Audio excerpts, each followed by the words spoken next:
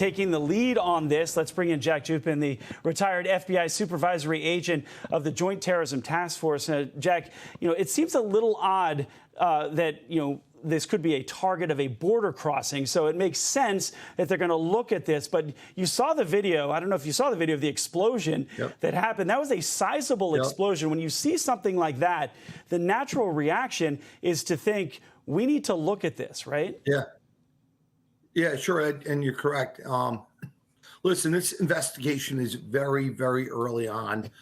As you said, the FBI is going to take the lead on this. The Joint Terrorism Task Force is out there. FBI evidence response team is out there. The bomb techs are out there. And they're going to methodically put this whole crime scene back together again. What a lot of people don't realize is the FBI and the United States government, we have a lot of experience of putting vehicles back together again after they, have been involved in what we would call, a VBIED. And, that's a vehicle-borne explosion. And we literally, and our guys are that good, our guys and girls are that good at putting that whole vehicle back together, and they will get to the bottom of it. I know everybody, Jake, there's a lot of speculation. I want to drill down on that. And everybody wants an answer tomorrow. Right. Well, I want to drill down on that, Jack. I mean, the car, we're told, was obliterated, and you could see the explosion there. Where do you start to put this car back together? And can you get the plates off of video cameras? Is that where you start? And then you try and find them? Correct. I mean, how do you put this back together when it is completely destroyed? Well, exactly your point. You're going to look at all video surveillance leading up to that bridge and to the entry point where they came, evidently from 7-Eleven, right? And along the line, they probably hit on a bunch of other surveillance cameras as well. But when I tell you they can put trace evidence back together, again, of a vehicle, they will take every single piece of that vehicle, send it to Quantico, and Quantico will evaluate it all. And the FBI laboratory will piece every single piece of evidence. And like you said, it was a pretty large field of evidence. But they will work their way outwards, inwards, and collect every single speck of evidence that is on the ground there.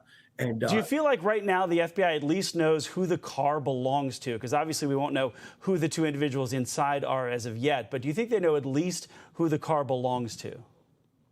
May or may not. I heard earlier people talking about it was a stolen vehicle. So if it's stolen, chances are we don't know exactly the identity yet. Obviously, we already are going to probably know who the car was registered to. But obviously, that doesn't also mean that that was those individuals, Right. So there's Thanksgiving Day parades and other events going on across the United States. Does this explosion cancel vacations for FBI? Does it cause them to relook at data and tips that are coming in? Well, I can tell you this, the Buffalo division of the FBI will not be celebrating Thanksgiving in a typical fashion. But as one of your other earlier guests had mentioned, every FBI office is, believe it or not, involved in this because leads will go out to other offices and command posts will be stood up. Now, we always typically did this anyway. When I was a supervisor at the Joint Terrorism Task Force in Newark, New Jersey, there wasn't a holiday really where we weren't ramped up after 9/11. And it was Thanksgiving, it was Christmas, it was New Year's. I remember 4 or 5 years in a row in New Year's, I never went home. And we would be around, and it is such a collaboration of local, state, county, federal law enforcement, all working together. And it's a huge effort, but a lot of people just don't see it. But it's and there. Jack, you also have the Canadians also involved in this. About an hour ago, Canadian Prime Minister Justin Trudeau talked about this while making another speech in Canada. I want you to listen to this out here. This is obviously a very serious situation in Niagara Falls. There was a vehicle explosion at the Rainbow Bridge crossing. I've been briefed by the NSIA and the Minister of Public Safety. CBSA, RCMP, and Transport Canada are all fully engaged in providing the necessary support. There are a lot of questions, and we are following up to try and get as many answers as rapidly as possible.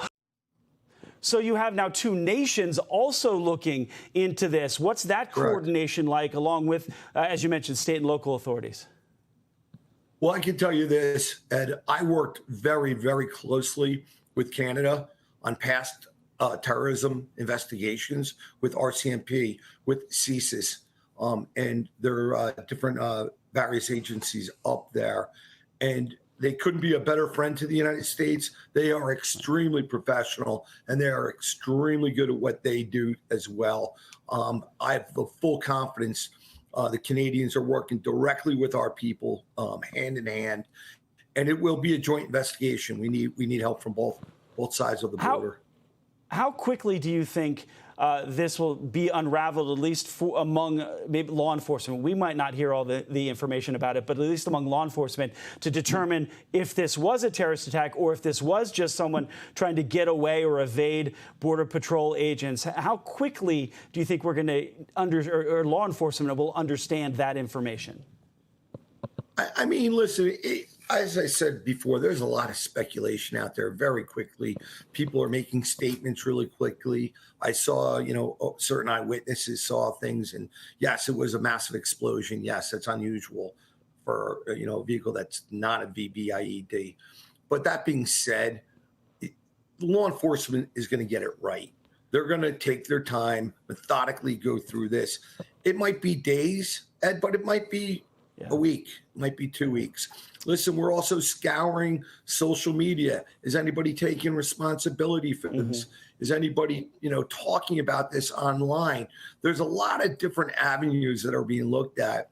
And that's why I said, the FBI laboratory, FBI evidence response team, bomb techs, they're all involved, but they're working hand in hand with the locals and everybody else that can add to this. And they're going to come to a conclusion.